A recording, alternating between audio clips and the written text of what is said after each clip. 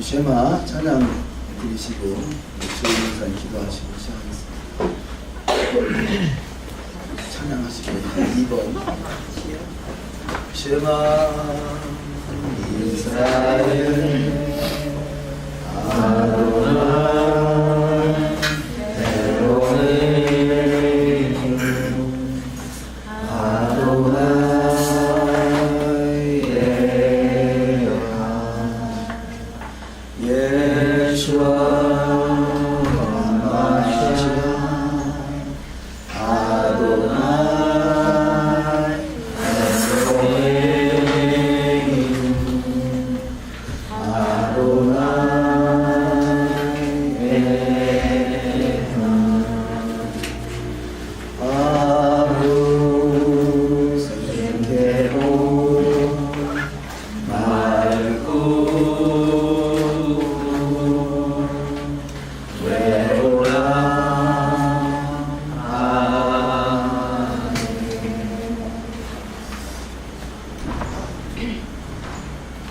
여호와 하나님 감사합니다. 저희들 이렇게 모여서 또한 주님의 말씀을 묵상하고 또한 배울 수 있도록 하나님 축복하여 주셔서 감사합니다. 정말 주님께서 거룩하게 불변하신 샤밧에 또한 주님께서 사랑하시는 우리 김길중 목사님을 통하여 저희들이 말씀을 배우게 하시고 하나님을 아는 길에 있게 하여 주셔서 하나님 감사합니다.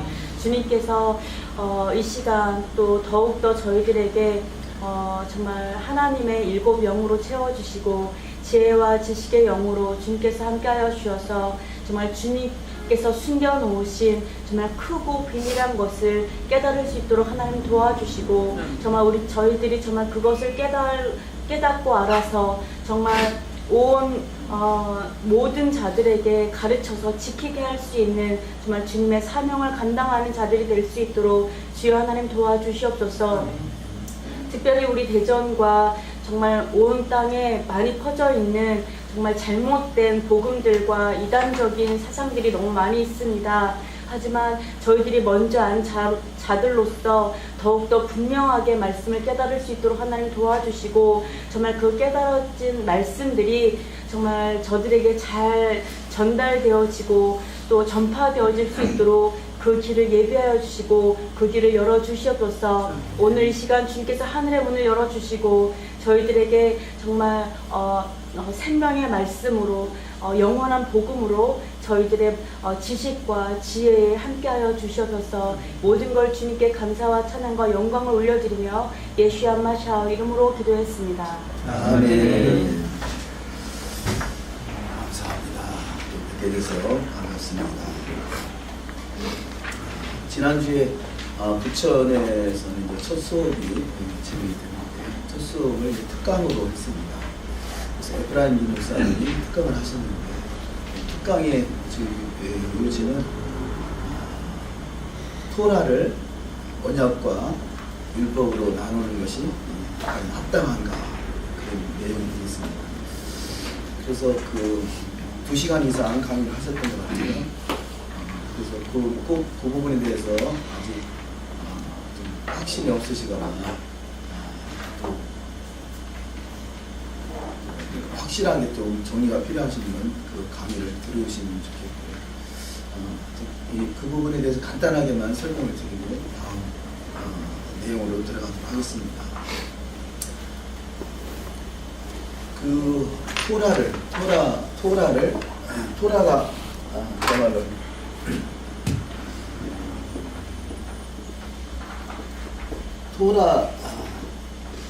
토라를 우리가 번역한 단어가 율법이죠. 근데 이 토라를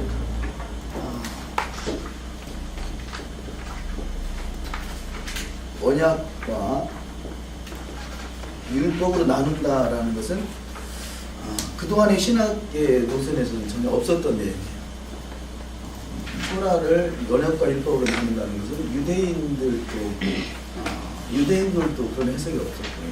기독교에도 해석이 없었던 내용이죠.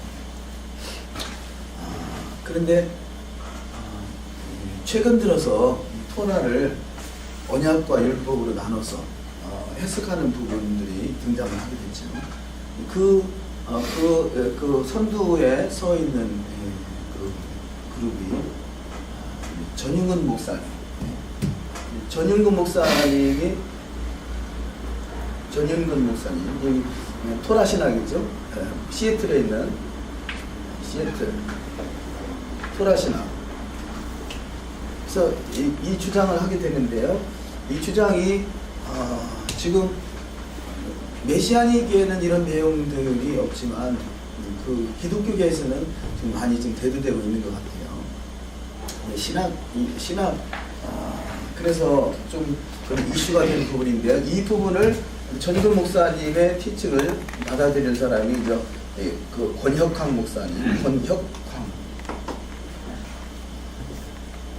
엘리야권이라는 거 지금 엘리야권. 그래서 이런 주장들이 있습니다. 왜 이런 주장이 나오게 되는가? 개혁의 때가 어딘가에 대해서 개혁의 때에 대해서 논하다 보니까 이 지금 개혁의 때 개혁이 뭐냐? 기독교에서는 기독교 이게 창조, 십자가의 구속 이거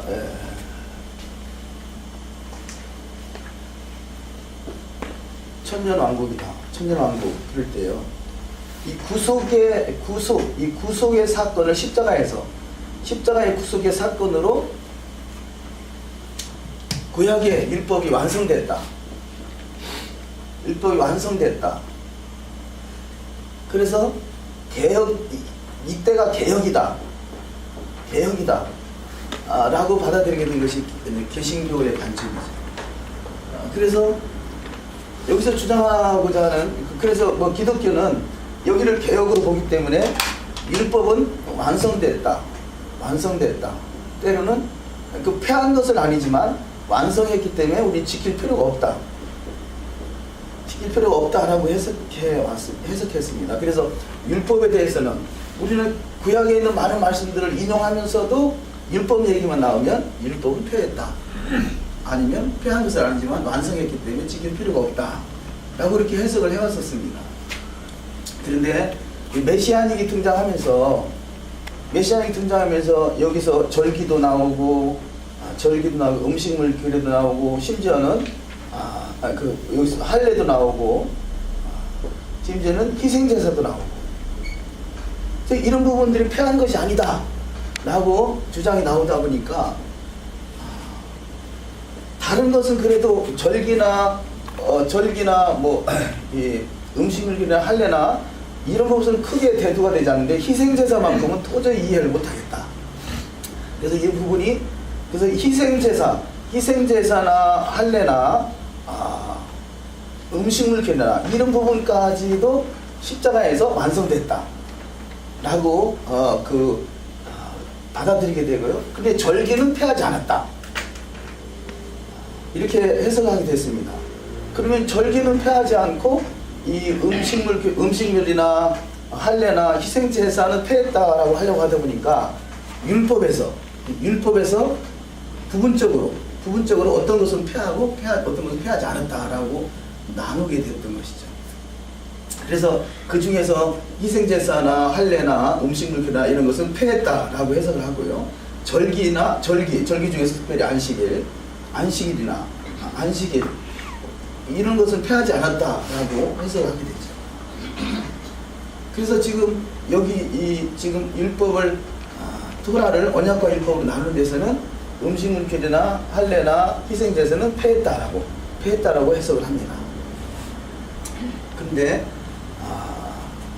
저희 같은 경우는 토라는 이게 전체가 다 토라인데 토라는 하나님이 정한 것은 영원한 거기 때문에 폐한 것이 아니다 라고 해석을 하게 되죠. 그래서 개혁의 때가 어디냐? 개신교에서도 십자가에서 완성했기 때문에 더 이상 율법 자체를 폐했다라고 완다라고 보는 거고요. 여기 지금 여기 율법은 언약과 율법을 토라를 언약과 율법을 나누는 데서는 그 말기ጼ덱 그러죠. 말기ጼ덱 예? 로얄 토라, 로얄 토라 이런 말을 쓰는데요. 말기제덱 로얄 토라를 주장하는 여기서는 음식물이나 할례나 희생제사는 이것이 토라 중에서 범법함으로 주어진 거다. 범법함으로 주어졌고, 이것은 원래 범법과 상관이 없이 주어진 것이다 라고 해석을 하는 거죠. 그래서 범법함과 상관이 없는 것은 이것이 언약이고, 범법함으로 주어진 것은 이것이 율법이다. 이렇게 나눠서 해석하는 것입니다. 모든 기독교에서 토라를 의식법, 뭐 도덕법 뭐 이렇게 나누는 부분이 있잖아요. 이렇게 나눠서 해석을 어떤 거는 폐하고 어떤 거는 지켜야 된다라고 해석했던 것이, 여기서는 절기는 폐한 것이 아니고 이것 나머지는 폐한 것이다, 이렇게 또 나누게 됐던 것이죠. 그래서 이런 나눔으로 인해서 이 부분이 십자가에서 다 완성됐다. 그래서 이미 개혁이 이루어진 것이다. 개혁이 이루어진 것이다 라고 해석을 하게 된 것입니다. 그런데 그 히브리적 관점이, 우리가 말하는 히브리 뿌리 토라는요, 어찌 보면 개혁은 뭐 시작됐다고 할 수 있겠죠. 그러나 그 개혁이 완성되는, 온전히 개혁이 완성되는 때는 이 바로 여기가 1000년 동안에 천년왕국 지나서 여기가 새하늘과 새 땅, 새하늘과 새 땅이 이루어질 때, 이때가 완전히 개혁이 끝나는 때다. 개혁의 때다. 그래서 히브리서에서 말하는 개혁의 때는 바로 여기를 말하는 것이다. 여기는 창조부터 여기까지가 4000년이라면 4000년은 이때를 개혁의 때로 보는 거고요. 저희가 주장하는 부분은 이 7000, 여기 3000년, 2000년과 1000년, 그래서 전체가 다 7000년이죠. 7000년의 마지막이 개혁의 때다. 그러면 여기서 주장하는, 왜 이때가 개혁의 때냐?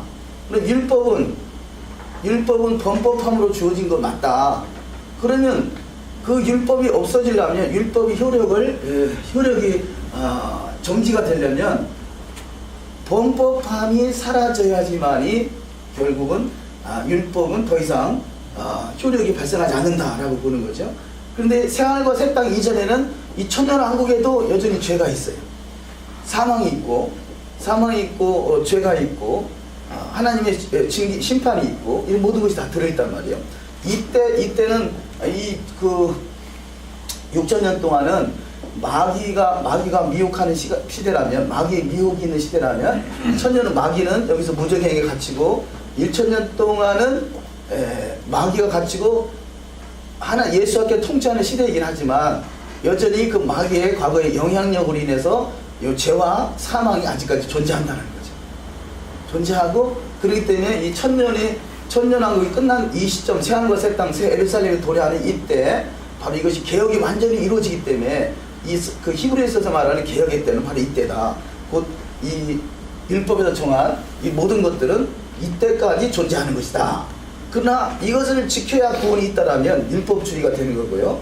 우리가 말하는 절기나 희생제사나 할례나 음식물이나 이런 것은 모형으로서 여전히 그 모형, 그러니까 예수와는 실체고 이 모형은 바로 예수와를 드러내주기 위해서 여전히 존재한다. 그렇게 해석하는 것입니다. 간단하게 설명을 드렸습니다. 혹시 이 부분에서 질문 혹시 있으시면 질문 있으면 해주시고요. 없으면 다음 단계로 넘어가도록 하겠습니다. 제가 여기에서 그 얘기하잖아요. 질문은 아니고요. 430년 후에 생긴 율법이 그 전에 그 아브라함의 그 언약을 폐할 수 없다라는 그 이야기가 저는 그쪽으로만 얘기를 하니까, 율법은 아브라함의 그 믿음으로 언약을 얻을 수 있다는, 그걸 폐할 수 없다, 그 관점만 보는데, 저는 그게 어떻게 보이기도 하냐면요, 둘 다 하나님께서 주셨기 때문에 아브라함의 그 믿음으로 얻을 수 있다는 그 언약이 마찬가지로 율법으로, 하나님께서 율법을 주신 그 순종하는 자에게 언약을 주신 것도 폐하지 못한다는 거죠. 그러니까 예를 들어서 A가 B를 폐하지 못하는 것처럼 B도 A를 폐하지 못하는 거라는 거죠. 그러니까 두 가지가 다 하나님께서 직접 주신 거기 때문에 둘 다 상충될 수 없다는 걸 설명한 건데, 마치 아브라함의 언약은 더 위의 언약이라서 이 율법은 폐지될 수도 있는데 아브라함의 언약은 못 폐지된다는 식으로 해석되어지고 생각되어지는 것이 많은데, 이제 그거는 저는 이 두 가지가 거꾸로도 볼 수 있다라고 생각을 해요. 두 가지가 같이 간다.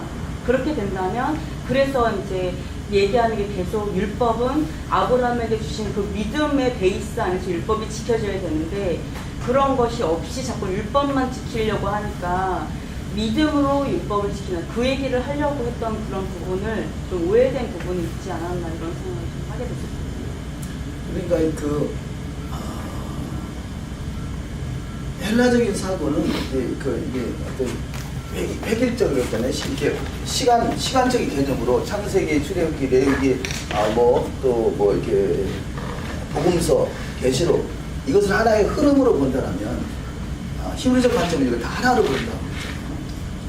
그러면 아브라함은 과거에 있었던 사람이 아니라 이미 믿음의 조상인 것이죠. 조상으로부터 세워져 있는데, 그 믿음은 결국은, 이 믿음은 하늘에서부터 왔다는 거죠. 그러니까 아브라함의 믿음은 하늘에 속한 믿음인 거고, 그 하늘에 속한 그 아브라함의 믿음을 지켜나가는 데 있어서 그것이 필요한 것이 율법이라는 거죠. 그러니까 하늘에 속한 아브라함의 언약이라고 한다면, 그 언약 백성답게 살아가게 하는 것이 율법인데, 그 율법은 바로 땅에 속한 거라는 거죠. 땅에 속한, 이 땅에서 우리가 행할 그 언약 백성다운 삶으로 살아갈 수 있도록 땅에 속한, 그래서 율법은 모형인 거죠. 율법은 모형인 거고, 언약은 실체고, 그 언약의 실체를 율법의 모형을 통해서 드러내주는 것. 이것은 그래서 같이 간다고 그러죠. 하늘에 속한 아브라함은 멜기세덱의 반차니까, 멜기세덱의 반차와 땅에 속한 아론의 반차, 멜기세덱의 반차는 실체고, 그 예수와를 말하죠. 실체가 되신 예수와, 하늘에 속한 예수와 땅에 속한 반차는, 땅에 속한 것은 모형이, 아론의 반차를 통한 모형을 통해서 실체와 모형이 같이 가는 것이다. 결국은 두 가지가 어느 것도 폐할 수 있는 성질일 것이 아니다 라는 것이 우리가 히브리 풀이에서 설명하면서 하는 것이고요. 이들은 하나가 나타났으니까 모형이 왕노릇하다가 실체 대신 예수가 왔으니까 모형은 더 이상 이게 효력이 발생하지 않는다, 가치가 없다라고 해석하는 것이 그 어떤 기독교의 관점이고, 또 말기제당 로얄 토라. 왜 말기제당 로얄 토라를 강조하겠어요? 예수아가 말기제당의 로얄 토라 왔으니까 더 이상 율법은 그 효력이 상실한다, 그렇게 해석하는 거거든요. 그런데 여전히 이 땅은 모형인 것이고, 이 땅 토라 자체가 천사진이고 모형이고, 그래서 하늘의 반차와 하늘에서 하늘의 본체와 이것이 언약이라면, 하나님의 약속에 의한 이루어진 거라면, 이것을 온전히 지켜 행할 수 있게 하는 것이 땅에 속한 반차인 토라다. 그래서 언약과 토라는 같이 가는 것이고, 결국 나눌 수 있는 성질인 것이 아니다. 예, 그렇게 이해를 합니다. 언약은 위에 거고 토라는 아래 거, 이런 구분이 가능한가요? 하늘에서부터 왔다는 거죠, 언약이. 율법도 하늘에서 아버지로부터 왔지만 이 땅에서 실현되는 일들이잖아요. 우리가 갈라디아 3장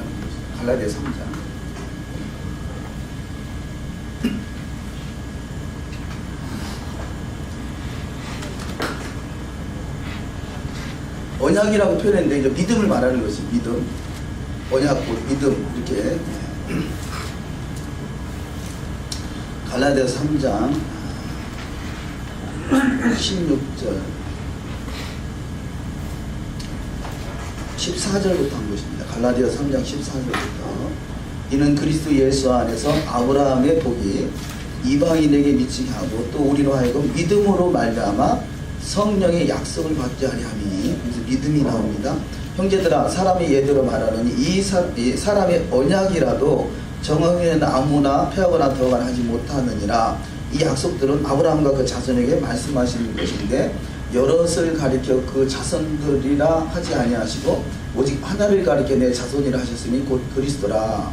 내가 이것을 말하느니 하나님이 미리 정하신 언약을, 하나님 미리 정하신 언약, 이게 아브라함의 언약이죠. 430년 후에 생긴 율법이 없이 하지 못하여 그 약속은 헛되게 하지 못하리라. 율법이 결코 약속을 언약을 대신할 수 없다는 거죠. 만일 그 유업이 율법에서 난 것이면 약속에서 난 것이 아니라 그런 하나님의 약속으로 말미암아 아브라함에게 주신 아브라함이 은혜를 주신 것이라. 그런지 율법은 무엇이냐? 범법함을 인하여 더한 것이라. 천사들을 말미암아 중보의 손을 빌어 베푸신 것인데 약속하신 자신이 오기까지 있을 것이라.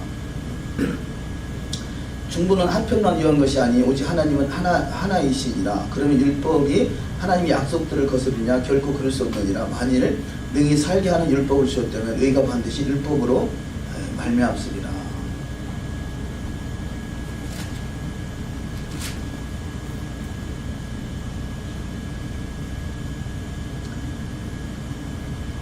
이스마엘과 이삭에 비교하는 얘기가,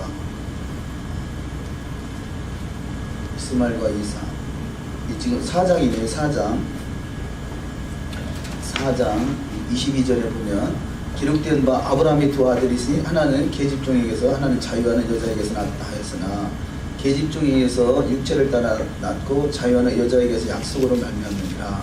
이것은 비유니 이 여자들은 두 언약이라. 하나는 신의 산으로부터 종을 낳은 자니 곧 하가라.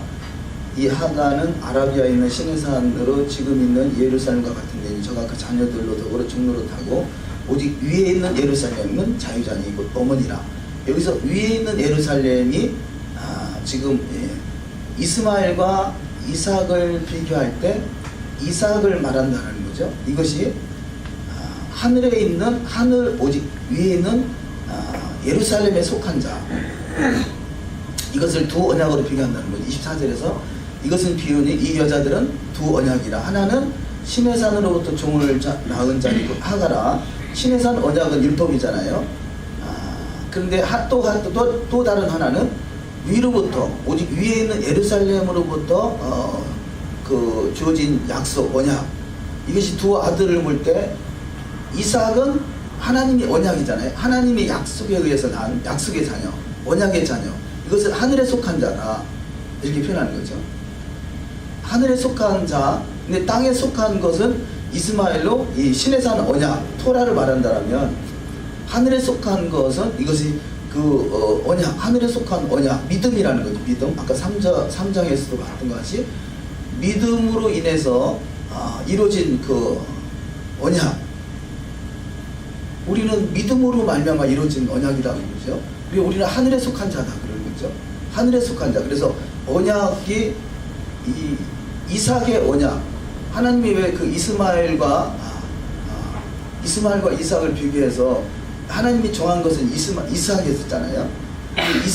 이스마엘도 아브라함이 이스마엘을 의지하려고 하는 부분, 장자를 세우려고 하는 부분이 있다 보니까 하나님이 그게 아니다. 내가 약속한 그 언약에 의해서 이루어진 것이다 라고 하는 것. 이게 하늘에 속한 언약이라는 거죠. 여기에서 제가 질문이 있는데요. 질문이라기보다는 지금 이렇게 보면은 마치 언약과 율법이 나누어져 있는 것처럼 보이거든요. 사실. 근데 제가 여기서 말하는 그런 언약의, 예를 들어서 이제 하갈은 신의 산에서 준 언약이 하갈이라고 했잖아요. 그러니까 결국 율법은 하갈이라고 했지만 문맥상으로 봤을 때는 하갈과 같이 율법의 중된 자를 얘기하거든요. 율법의 중처럼 그냥 맹목적으로 율법을 섬기는 것처럼 가는 사람을 얘기하는 거고, 그 다음에 이삭과 같이 그 위에 있는 예루살렘, 이 사람들이 율법이 없이 믿음만 가진 사람은 아니거든요. 당연히 율법을 살았는데 대신에 율법에 중된 게 아니라 율법을 다스리는 그 위에서 추월한 사람들이죠. 사실은 율법을 사는 건 당연하고 믿음으로 율법을 살아내면서 하나님의 마음을 가진 자들이 진정 하늘에 속한 예루살렘이었고 또 언약의 백성이잖아요. 그래서 저는 이게 나누어진 거는 언약과 율법이 나누어진 거라기보다는 제가 봤을 때는 믿음 플러스 율법이냐 아니면 율법이냐 여기에서의 문제라고 보이거든요. 사실 그러니까 하갈은 율법만 가진 중된 자였고 이삭은 믿음을 가지고 언약을 취하여서 율법을 살아내고 있는 그것이 다 가지고 있는 자 이렇게 보이거든요. 그러니까 지금 그 말씀도 맞는데요. 설명하고자 하는 것은 하갈 이스마엘은 하나님의 약속이 배제된 상태라는 거죠. 하나님의 언약이 없는 상태, 이것을 율법이라고 말한다는 거죠. 율법. 근데 믿음이라는 것은 당연히 믿음으로 취하는 언약, 지금 맞는 말씀인데 그것이 지금 이 언약과 율법을 설명하는 부분에서 그냥 단지 율법이라 할 때 구약에서 율법이라 하는 것은 지금 이 하갈과 이스마엘과 연결시키는 것은 이스마엘 하나님이 왜 이걸 지적하느냐? 인본주의라는 거죠. 하나님의 약속이 배제된 상태에서의 너희들 스스로 세우는 것.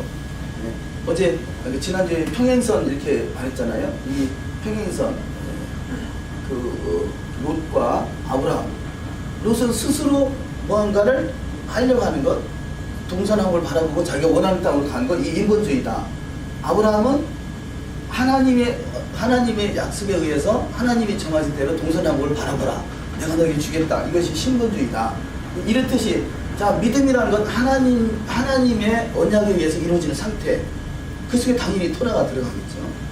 토라도 하나님 언약을 중에 주어졌으니까. 그러나 이것은 이 하나님의 언약이 빠진 상태에서의 율법 이렇게 볼 수 있겠죠. 같은 말이죠. 근데 율법 자체도 지키면 순종하면 오게 되는 것들과 불순종의 결과들이라는 그것도 하나의 언약이잖아요. 너희가 순종을 이렇게 해줄게. 그거 다 언약인데 제가 봤을 때 그 언약된 그 유업을 믿음으로 내가 그 율법의 행함을 했을 때는 유업과 연결이 되는데 내가 믿음으로 율법을 행한 게 아니라 그냥 종교 생활처럼 했다라면 유업과 연결이 안 된다. 그렇게 보이는 거죠. 여기서 저 전윤근 목사님 같은 경우는 그 언약과 율법이 마치 다 이제 따로 있어서 그냥 믿음의 사람은 율법을 안 지켜도 되는 것처럼 사실 이렇게 약간 폐하할 수 있는 그런 아주 위험한 발언들이라고 저는 솔직히 생각이 들거든요. 근데 저는 이거는 언약이냐 율법이냐가 아니라 사실은 언약은 믿음으로 취하는 거고 믿음으로 율법을 행해야 되는데 여기서 말하는 하갈 같은 경우는 믿음으로를 가지고 율법을 행한 게 아니라 종교 할례파들처럼 종교인들 그냥 율법만 하는 거죠. 믿음과 상관없이. 그래서 계속 이야기하고 있는 게 지금 이 이야기라고 생각하거든요. 네. 그러니까 지금 어쨌든 하나님의 언약이 하나님의 그 믿음이죠. 믿음. 네. 믿음이 배제된 상태에서의 언약은 믿음 배제 상태에서의 토라는 이것이 하갈, 이스마엘, 시내산의 율법 자체 그 상태에 남아있는 것이라면 시내산 율법도 언약으로 주어진 것이죠. 근데 그걸 믿음으로 취하면 그것이 언약 백성다운 삶이 되지만 그러니까 그래서 결론적으로도 이거 볼 때 이게 인본주의냐 신본주의냐 그 차이가 있다고 싶어요. 이게 하나님의 언약이 하나님의 그 성령에 의해서 우리가 그랬잖아요. 교회 일도 내가 하느냐 성령의 인도함 따라서 했고 그 성령의 인도함을 그 주권을 인정하느냐의 차이는 뭔가 내가 했는데 시험 든다. 이것은 제가 볼 때는 그 인본주의라고 생각하거든요. 내가 했다라고 생각하니까 시험이 온다는 거죠. 만약에 똑같은 일이지만 하나님의 영으로 이끌마다 했다라면 내가 시험 들 일이 없다는 거죠. 근데 그것을 우리가 또 지식적으로 깨우칠 필요가 있겠죠. 근데 대개의 경우는 마음의 감동이 있는 것도 하나님의 인도함이라고 보는데요. 그걸 내가 했다고 하는 순간에 인본주의가 떨어지는 것이고 그걸 하나님이 하셨다고 고백하는 것이 이것이 믿음으로 취하는 것이다라고 생각이 듭니다. 어쨌든 그래서 이번에 그 서울에서 그 특강한 내용이 과연 토라를 언약과 율법으로 나누는 것이 합당하느냐 이 부분에 대해서 나누는 것이고요. 이 부분은 어쨌든 히브리 뿌리 이분들도 히브리 뿌리 토라라는 말을 쓴다는 거죠. 기독교는 히브리 뿌리라는 말을 안 써요. 그러니까 차라리 구분이 돼요. 저들이 어떤 사고를 가지고 있거나. 그래서 지금 히브리 뿌리라는 말도 있지만 히브리 사고, 지난주에 히브리 사고에서 나온 티칭들을 잠깐 말씀드렸죠. 히브리 사고에서는 히브리 뿌리라고 말하지 않아요. 그러니까 히브리 사고는 이런 거구나. 그냥 그렇게 저희들은 히브리 사고고 우리 히브리 뿌리입니다라고 구분이 되는데요. 문제는 우리도 히브리 뿌리 그러고 저들도 히브리 뿌리라고 말한다는 거죠. 그래서 저는 그래서 그 언어 사용하는 부분에 있어서 기독교가 해석하는 부분을 저는 잘못했다 그렇게 말하지 않거든요. 저분들의 해석은 저렇다라고 하는 것인데 우리는 이렇게 해석한다 라는 수준에서 더 이상 넘어가지 않으려고 하는데요. 문제는 다른 해석을 하면서 본인이 히브리 뿌리라고 말하는 것이 이게 문제라는 거죠. 그 히브리 뿌리라고 하는 것, 그러니까 어찌 보면 이것이 정체성이 있다라면 뭐 그렇게 주장할 수도 있겠습니다만요. 제가 한 달 전에 이 권혁학 목사님 만나서 그 대화를 한 적이 있었는데 본인이 주장하는 내용이 이게 초대교회라는 거예요. 초대교회 성경 해석이라는 거죠. 그래서 그러면 목사님이 주장하는 내용이 초대교회 성경 해석이라는 근거를 조금 제시를 해주세요. 그랬어요. 그랬더니 아니 성경에서 그걸 증거하고 있다는 거죠. 자기가 그렇게 말하고 있지 않다는 거죠. 자기는 그렇게 해석한다는 거죠. 근데 아니 그는 성경을 목사님이 그렇게 보는 것이지 과연 초대교회 때 그렇게 주장했다는 그런 과거에 있었던 어떤 선임들의 어떤 근거가 있어야 되지 않겠느냐. 그러면 그 권혁학 목사님 그럼 나한테는 그런 근거가 있냐고 그러더라고요. 있죠. 그랬더니 근거를 대보라고 그러더라고요. 그래서 에프라임 목사님이 쓴 갈라디아서를 이야기하면서 거기에 초대교회 때 있었던 주장들이 근거가 많이 있습니다. 그랬더니 그걸 또 부인하더라고요. 그러니까 같은 성경을 가지고 얼마든지 주장할 수 있어요. 다르게 해석할 수 있어요. 다르게 말할 수 있어요. 근데 조금 더 양심적이다라면 이건 내 생각이다 라고 말하는 게 양심적이라는 거죠. 내 생각이다. 뭐 그렇잖아요. 뭐 유일신이다 아니면 음력 안식일이다 이런 전혀 유일신 자체를 말하는 게 아니라 다른 해석을 하면서 유일신이다 말하고요. 다른 해석을 말하면서 음력 안식일을 말하는 이들이 뭐라 하냐면 이게 초대교회다 그래요. 히브리 뿌리다 그래요. 그러니까 참 답답한 거죠. 내가 특별히 깨달았는데 나는 이렇게 본다라고 차라리 그렇게 말하든지 아니 누가 이렇게 주장하는데 그 주장을 나는 이렇게 받아들인다 하는 게 좋은데 히브리 뿌리라는 것이 앞으로 대세라고 여겨져서 그런지 몰라도 그런 단어를 스스럼 없이 본인들이 쓰고 있다는 거죠.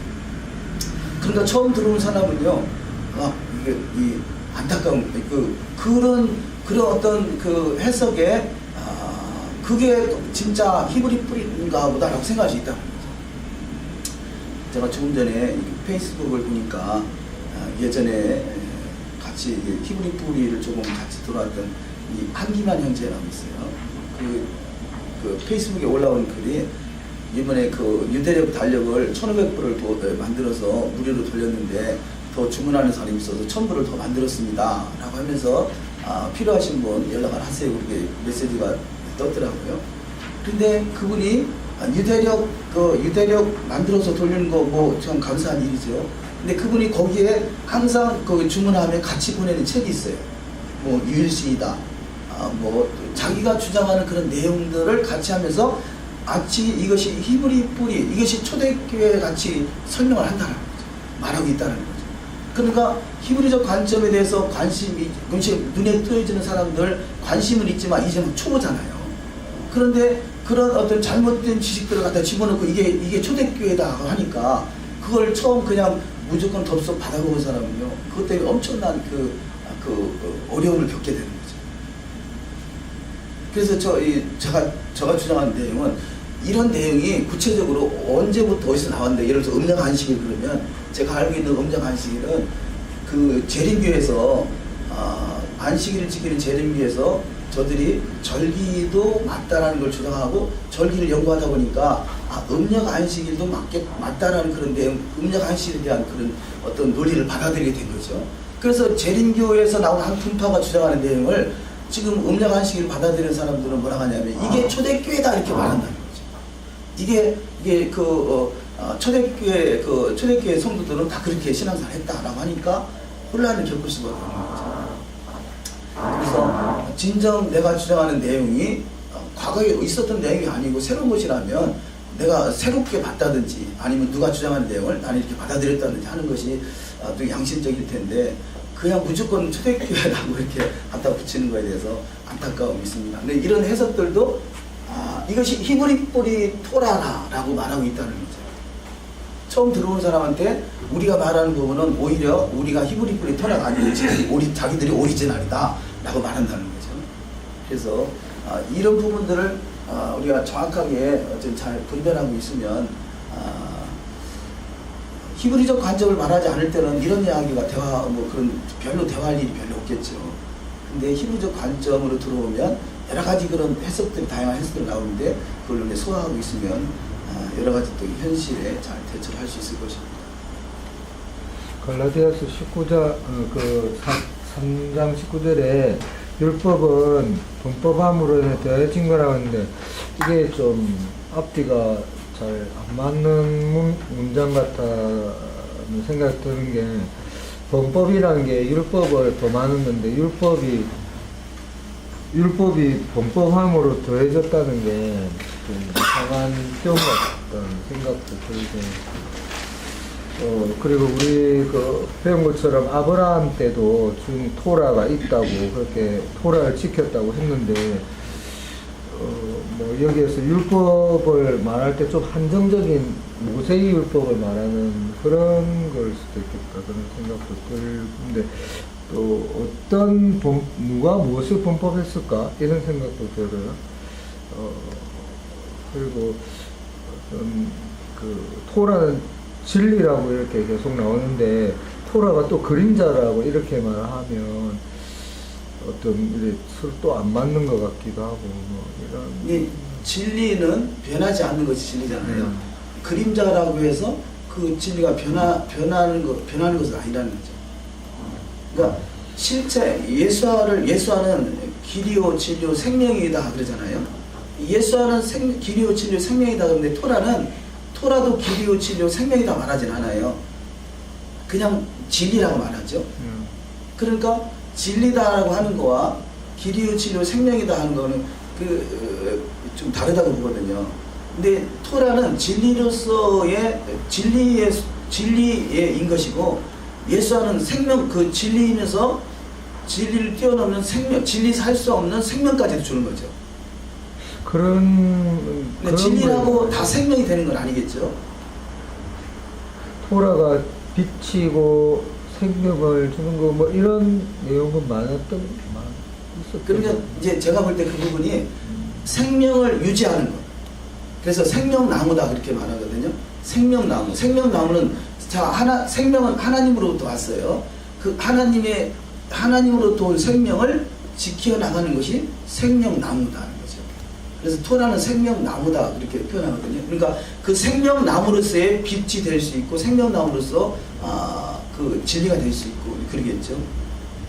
그러나 토라 자체가 우리한테 죽었던 생명을 살려주고 그 역할은 아니라는 거죠.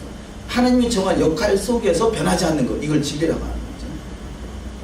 만약에 토라를 지켜서 구원을 받고, 구원이라는 것이 죽었던 영혼이 영생하는 것, 살아나는 것을 구원이라고 한다면, 죽은 자가 죄와 사망에서 건짐을 받는 것이 그 구원이라면, 만약에 토라가 예수화가 없는 토라 자체가 우리한테 영생을 준다면 예수화가 필요 없는 것이고 이것을 율법주의라고 하는 거죠. 예수화의 그 역할이 우리를 어떻게 피로 정결케 하심으로 인해서 성령을 보내주셔서 그 성령으로 인해서 토라를 지켜서 구원받는 이런 어떤 개념이 이렇게 딱 좀 맞는 것 같은데 제 생각에는 솔직히 예수를 믿는다는 자체가 어떤 우리가 주로 고백한다 이게 아니고 정말 그 애문하고 충성이기 때문에 정말 그에서는 예수를 따른다 이런 예수에 대한 충성을 가진다 토라에 대한 충성을 가진다 이런 거라고 이렇게 우리가 그 해석으로 보면 어떤 그 충성하는 것이 그 선지서에 있는 것처럼 성령을 보내주심으로 우리가 토라를 지키게 하는 그거라고 하는데 토라를 지키는 게 생명 맞는데 우리는 못 지키니까 예수와를 그 공로를 통해서 성령이 우리에게 오셔야 되고 그 성령을 따름으로써 토라를 지키는 이런 어떤 개념이 되는데 계속 율법을 지키면 율법을 지켜서 구원받는 게 아니 이런 말을 하니까 조금 뭔가 앞뒤가 막 여러 헷갈려가지고 힘들어요. 저희 목사님께서 말씀하신 것처럼, 그러니까 우리가 예를 들어서 저희가 예수님을 믿음으로 인해서 그러니까 새로움을 알게 되잖아요. 그러니까 뭐라 그러지? 완전 사람이 바뀌잖아요. 신의 존재를 아는 순간에 바뀌는데, 그런데 그걸로 끝나는 게 아니라 내가 의로운 삶을 살아내야 하나님의 국가 백성이 되기 때문에 당연히 율법은 범법화, 그러니까 죄 때문에 주신 거죠. 죄를 짓지 말고 살아라. 우리가 이제 하나님 예수님을 만났지만 삶이 또 거룩해지기 위해서 율법이 주어지는 것처럼 율법과 어떤 그런 건 이제 같이 가죠. 근데 이제 그림자라고 얘기하는 이유는 저는 그렇게 생각을 해요.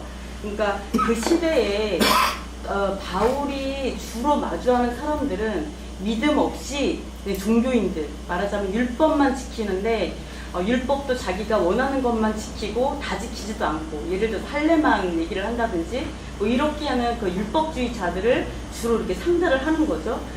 이제 그렇게 하다 보니까, 근데 이제 아까 그 말씀하신 것처럼 그 이런 거 있잖아요. 그 생명을 줄 수 있는 그런 부분에 있어서 바울이 그런 얘기를 하잖아요.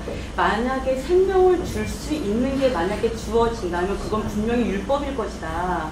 이렇게 얘기를 하잖아요. 율법이 생명을 줄 수 있는 것일 거다, 맞다라고 얘기를 해요. 하지만 어느 누구도 율법을 다 지킬 수 없기 때문에 하나님 앞에서 의롭다함을 받을 수 있는 사람이 없다. 그래서 우리에게 필요한 것이 예수와의 그 믿음 안에 예수와의 믿음과 같은 그런 믿음의 삶을 사는 거죠. 그 믿음 안에 거하는 걸로 인해서 의롭다함을 얻을 수 있다는 거예요. 율법으로 의롭다함을 얻는 게 아니라 예수와의 믿음 안에서 사는 것을 통해서 의롭다함을 얻을 수 있다. 그래서 우리가 그 예수님의 그런 예수아가 그래서 우리에게 필요하다. 근데 예수아의 믿음 안에 거하게 되면 영으로 살잖아요. 그러니까 영으로 살아가는데 이제 그때부터는 이제 이게 문제가 되는 것 같아요.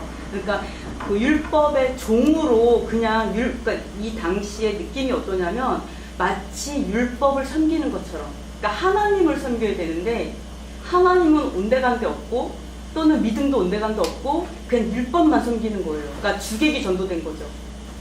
저는 그런 느낌을 되게 많이 받거든요. 그러니까 율법을, 그러니까 샤밧도 살고 절기를 사는데 그냥 샤밧이 목적이고 절기가 목적이지 그걸 통해서 하나님을 만나고 하나님의 계시를 받는 그런 게 아니었던 것 같은 생각이 많이 들어요. 그래서 지금 여기서 얘기하는 게 그건 그림자다. 그건 예수와의 그림자다라고 얘기하고 계속 율법을 마치 깎아내리는 것처럼 보이는데 그게 아니라 너무 율법만 보니까 율법은 하나님께 가기 위한 도구이고 그림자이고 통로이니까 그걸 통해서 보라고 계속 그 얘기를 하는 듯한 그런 생각을 되게 많이 하게 되거든요. 저는.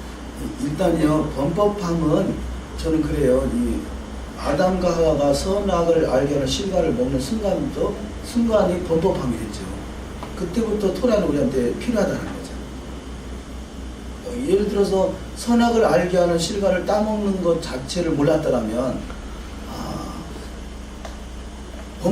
범법함을 몰랐을 거죠. 근데 하나님이 선악을 알게 하는 실과를 정해준 순간에 그것을 범하면 범법함이라는 것을 알게 되고, 근데 그걸 어떻게 이 현실생에서 우리가 이 에덴에서 쫓겨나면서 어떻게 범법하지 않을 것인가, 도대체 범법함이 뭔가를 구체화시킨 것이 토라를 기록한 내용들이라고 할 수 있겠죠. 계속해서 토라는 계속 증폭된다고 보거든요.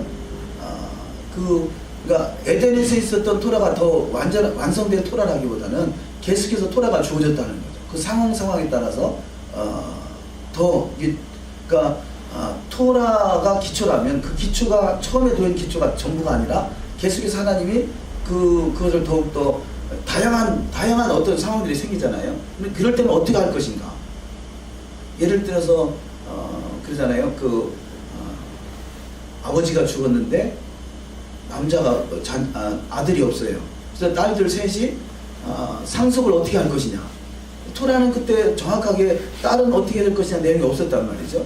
그때 모세를 통해서 하나님이 물어봤을 때 하나님이 그러면 딸들에게도 상속을 내려라. 이것이 계속 증폭돼 가는 거지, 토라가.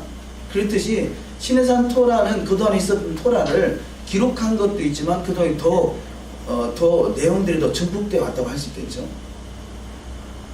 그리고 좀 잘 지적해 주는데요. 그렇죠. 토라 자체를 완벽하게 지킬 수 있다면 그 자체가 생명이라 할 수 있겠죠. 그러나 완벽하게 지킬 수 없는 것을 알기 때문에 믿음으로 아니하고는 이룰 수 없다는 것을 성경이 말하고 있는 것이에요. 그래서 믿어라. 근데 이제 우리는 율법으로는 완전히 지킬 수 없기 때문에 이제 믿기만 하면 된다라고 한쪽에 치우쳐 있는 거라면 믿음으로 지키는 거. 믿음은 곧 하나님의 성령의 인도하심 따라서 그거를 지킬 수 있도록 행하시는 거. 그러나 자, 율법을 지켜야 구원이 있다는 것은 이제는 그것은 앞으로 되어질 일이라면 믿음은 이미 시작된 믿음. 제가 오늘 설명하고자 하는 것이 오늘이라는 단어인데요. 지금 이 순간이 하나님 나라가 이루어진 상태라는 거죠. 단지 오늘이라는 날이 아니라 성경에서 말하는 오늘은 지금 하나님 나라가 이루어진 상태, 그것을 믿음이라고 본다는 거죠. 율법은 미래에 주어질 약속이라면 믿음은 지금 이 순간부터 출발한 생명이 주어진 상태. 그동안에 이 토라포션 알리아 큐티집을 만드는데 그 최근 한 1년 사이에 우리 그 조인 전사님 많이 도와주셨는데요. 지난주에 메시지 중에도 시작적 구원과 완성적 구원, 그런 그 토라포션 알리아가 있었거든요. 아주 좋은 글이라고 생각해요. 시작적 구원과 완성적 구원. 자, 우리가 예수를 믿는 것은 시작적 구원이라는 거죠. 이것이 다른 것으로 율법을 지키고 이런 문제가 아니라 하늘에서부터 내려온 그 언약을 내가 붙드는 거죠. 언약을 성취. 그것이. 그런데 그 시작적 구원은 내가 태어남이라 해요. 그 태어남이 이제는 토라를 통해서 완성된 완성적 구원으로 가는 이 상태. 이거를 그 절기를 설명하고 있다라고 말하는 거죠. 6월절은 시작적 구원이라면 초막절은 완성적 구원이다 말할 수 있겠죠. 그러면 성경에 설명할 때 어디를 설명하고 있는가? 지금 시작적 구원인지 중간적 구원인지 완성적 구원인지 이것을 단어 하나 가지고 한 문장 가지고 다 설명할 수는 없겠죠. 그렇기 때문에 우리가 성경을 볼 때 이게 지금 어디를 말하겠는지 어떤 때는 구원 받았다. 구원 받은 것 같이 말하고 어떤 때는 구원을 이루어가야 된다 말하고 이런 부분들이 시작적 구원의 시점인가 중간의 시점인가 완성적 구원의 그 상태를 말하고 있는가 이런 부분들이 구별할 필요가 있다고 봤어요. 그 명칭은 성경에는 없지. 시작적 구원이라는 명칭은 없지만 그것이 그 어떤 신앙의 도선을 잘 설명하고 있다고 봐죠. 이게 설명이잖아요. 해석이잖아요. 우리가 지금 이렇게 말하는 게 해석이단 말이에요. 해석. 그런데 이것이 제가 미드라시 전에 말씀을 드렸습니다. 미드라시가 해석인데 과연 좋은 미드라시가 될 것이냐 나쁜 미드라시가 될 것이냐 하나의 구절을 잘못 해석하려면 전 엉뚱한 구원파가 나오는 거잖아요. 구원파가 뭐냐? 해석을 한 건데 성경을 해석한 건데 잘못 해석해 놨다고 생각하기 때문에 우리는 그것이 이단이라고 말하는 거죠. 이것은 구원파는 한 번 구원은 한 번 그 믿음은 영원한 것이고 한 번 구원은 영원한 것이고 뭐 이런 것이 시작적 구원과 완성적 구원에 대한 그런 메시지들이 빠져 있다라고 볼 수 있겠죠. 시작적 구원이 마치 완성적 구원과 같이 결론을 짓는 상태, 이것을 그 어떤 구원파적 해석이라고 봐지는데요. 이제 그래서 어느 부분을 볼 때 이게 지금 어느 부분을 말하고 있는지, 예를 들어서 우리가 토라가 중요하지만 토라는 기초단 말이에요. 이 토라만 전부 가지고는 안 되거든요. 신약이 있어야 되거든요. 신약이 있어야 토라의 가치를 더욱더 드러낼 수가 있겠죠. 그래서 신약만 가지고 있어도 어떤 기초가 무너질 수 있겠고, 토라만 가지고 있으면 영적인 메시지들을 놓칠 수 있다는 거죠. 토라만 가지고 있으면 율법적이 될 수, 그야말로 율법주의적으로 치우칠 수 있겠고, 신약만 가지고 있으면 기초가 제대로 다치지 않고 비가 나고 바람이 불고 창수가 날 때 무너질 상태가 될 수도 있겠다.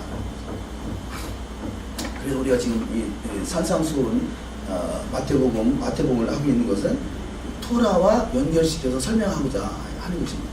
근데 지금 우리가 키아즘을 말하는 것도요. 키아즘에서 지난주에 키아즘을 설명했는데요. 키아즘이 문맥에서 그 하나님의 의도, 하나님의 목적과 계획과 뜻을 찾아내는 데 아주 탁월한 그런 부분이 있어요. 그런 부분이 있는데 저는 이 키아즘을 영적인 그 안목에서 연결시키고자 하는 것이죠. 그러면 신약에서 마태복음이나 산상수를 설명하면서 그냥 마태복음 자체만 가지고 볼 것이냐, 아니면 키아즘적 관점에 의해서 신약 구약과 연결시켜서 말씀을 보면서 거기서 하나님이 추구하고자 하는 영적인 메시지를 어떻게 취할 것이냐, 이런 부분들이 키아즘적 해석이 우리한테는 조금 도움이 되겠다는 것이죠. 그래서 키아즘을 설명했는데요. 일단은 또 질문 있으신가요? 네, 구원이라는 걸 가지고 이렇게 검색을 하니까 뭐 어떤 병에서 낫는 것도 구원이고, 그렇죠. 뭐 속박에서 낫는 것도 구원이고, 이런 구분이 있지. 어떤 뭐 처음에, 그러니까 그 출애굽도 6월절에 그 구원도 그 애굽에서 종살이에서 이렇게 해방되는 걸 말하는 거잖아요. 그런데 이제 뭐 그런 어떤 그 속박되거나 아니면 병이나 이런 거, 아니면 어떤 환란으로부터 이렇게 그 바뀌는 상황, 이런 것들을 구원이라고 하는데, 근데 그거를 출애굽의 구원을 우리가 영적으로 연결시켜, 영적인 메시지로 애굽은 세상을 말하고, 세상에서 그러니까 죄와 사망에서 우리를 구원을 건짐받았다, 그렇게 표현하잖아요. 네, 그러니까 애굽의 사건만 본다라면 저들이 노예 생활에서 자유를 얻은 것, 이것 그렇게 볼 수 있지만, 신약과 연결시키면 이것은 그런 영적인 메시지로 애굽은 세상을 말하고 죄와 세상은 결국 심판을 말하고, 그 심판에서 죄와 사망에서 우리가 건짐을 받았다, 이렇게 해석하잖아요.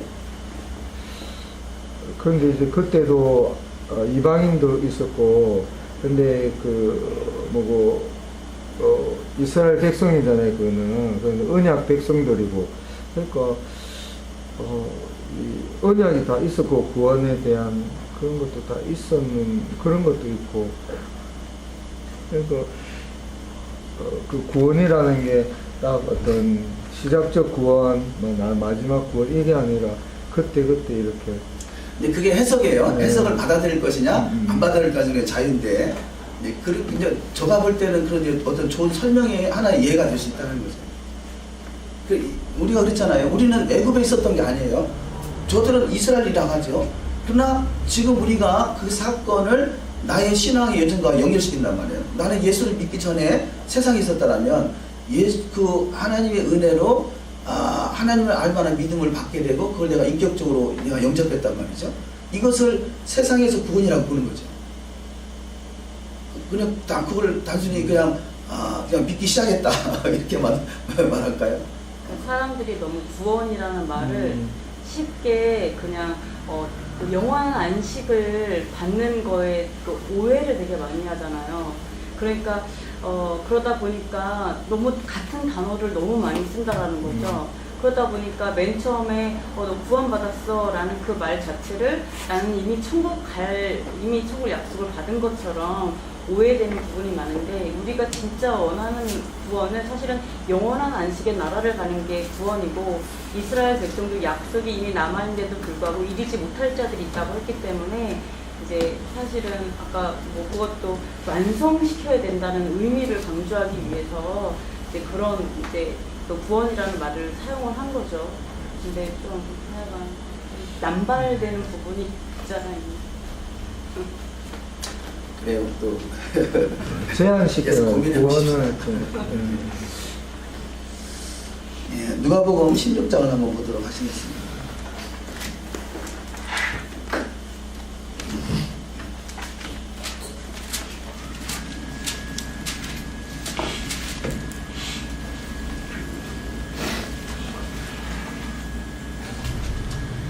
부자와 나사로 사건을 좀 확인하시는 것입니다. 이것이 키아짐에서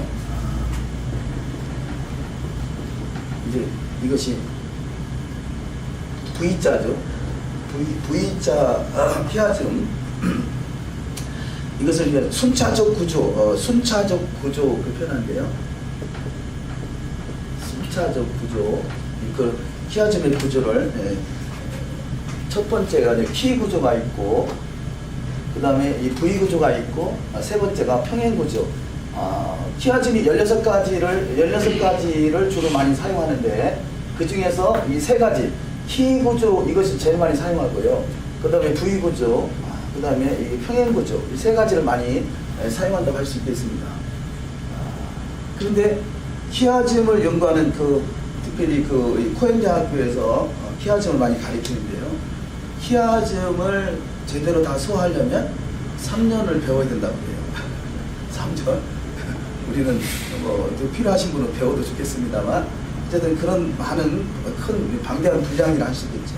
근데 이제 그 중에서, 그래서 그 성경이 키아즘의 구조로 기록되어 있다 그러는데요. 그래서 유대인들은 더더구나 히브리 성경은 키아즘의 구조로 보면 명확하게 드러나지만 우리가 번역된 성경으로는 그런 것이 좀 많은 부분들이 잘 안 보이는 부분이 많이 있습니다. 어쨌든 키아즘의 구조를 통해서 하나님의 의도를 찾아내는 것 참 중요한 하나의 방법이라고 할 수 있겠습니다. 누가복음 지금 16장의 부위구조를 좀 보시면요. 16장 19절에서부터 좀 같이 읽어보도록 하십니다. 끝절까지 한번 읽어볼까요? 19절부터. 한 부자가 있어 자색옷과 고운 베옷을 입고 날마다 호화로 연락하는데 나사로라 이름한 한 거지가 한 대를 앓으며 그 부자의 대문에 누워 부자의 상에서 떨어지는 것으로 배불리려 하며 심지어 개들이 와서 헌대를 했더라. 이에 그 거지가 죽어 천사들에게 받들려 아브라함의 품에 들어가고 부자도 죽어 장사되며 저가 음부에서 고통 중에 눈을 들어 멀리 아브라함과 그의 품에 있는 나사로를 보고 불러 가로되 아버지 아브라함이여 나를 긍휼히 여기사 나사로를 보내어 그 손가락 끝에 물을 찍어 내 혀를 서늘하게 하소서. 내가 이 불꽃 가운데서 고민하나이다. 아브라함이 가로되 예 너는 살았을 때 내 좋은 것을 받았고 나사로는 고난을 받았으니 이것을 기억하라. 이제 저는 여기서 위로를 받고 너는 고민을 받느니라. 이뿐 아니라 너희와 우리 사이에 큰 구렁이 끼어 있어 여기서 너에게 건너가고자 하되 할 수 없고 거기서 우리에게 건너올 수 없게 하였느니라. 가로되 그러면 구하노니 아버지여 나사로를 내 아버지 집에 보내소서. 내 형제 다섯이 있으니 저에게 증거하게 하여 저희로 이 고통받는 곳에 오지 않게 하소서. 아브라함이 가로되 저에게 모세와 선지자들이 있으니 그들에게 들을지니라. 가로되 그렇지 아니하니이다. 아버지 아브라함이여 만일 죽은 자에게서 저에게 가는 자가 있으면 회개하리이다. 가로되 모세와 선지자들에게 듣지 아니하면 비록 죽은 자 가운데서 살아난 자가 있을지라도 권함을 받지 아니하리라 하였다 하시니라. 자, 여기서 이 구조를요, A면 A 다시, B는 B 다시, C는 C 다시, D는 D 다시 이렇게 내려가겠습니다. 그래서 요 E까지 E 다시 F까지 있는데요. F. A와 A-로 보면 19절에서 한 부자가 있어 자색 옷과 고운 베옷을 입고 날마다 호화로이 연락하는데 여기서 한 부자가 등장합니다. 한 부자 20절에 보면 나사로라 이름한 한 거지가 헌대를 하느며 그 부자의 대문에 누워 한 거지가 등장합니다. 한 부자. 자, 부자와 거지. 부자와 나사로 이야기잖아요. 부자와 나사로. 한 거지. 또 B번으로는 22절에 이에 그 거지가 죽어 천사들에 받더니 아브라함 품에 들어가 부자도 죽어 장사되네. 자, 부자가 죽죠. 부자의 죽음. 여기는 거지의 죽음. 10번에서 23절 저가 음부에서 고통 중에 눈을 들어 멀리 아브라함과 그의 품에 있는 나사로를 보고 음부의 고통 중에 있는 그러니까 부자가 죽어서 음부의 고통 중에 있는 거죠. 아브라함과 그의 품에 있는 나사로도 죽어서 여기서 음부의 고통 중에 있고 나사로는 아브라함의 품에 있고 이렇게 같이 순차적으로 설명이 되고 있습니다. 또 D번에서 24절에 불러 가로되 아버지 아브라함이여 나를 긍휼히 여기사 나사로를 보내어 그 손가락 끝에 물을 찍어 내 혀로 서늘하게 하소서. 내가 불꽃 가운데서 고민하나이다. 아버지에게 처음으로 간구하게 되죠. 아버지 아브라함이여. 그래서 지금 이 부자가 죽어서 아버지 아브라함이요 라고 기도하고 있다는 거죠. 지금은 자, 아버지 아브라함이요라고 부른 상태는 이미 죽은 상태잖아요. 죽은 상태. 자, 살아있을 때 기도해야 될 텐데 죽은 다음에 그 음부에 가서 아버지 아브라함이요 부르고 있습니다.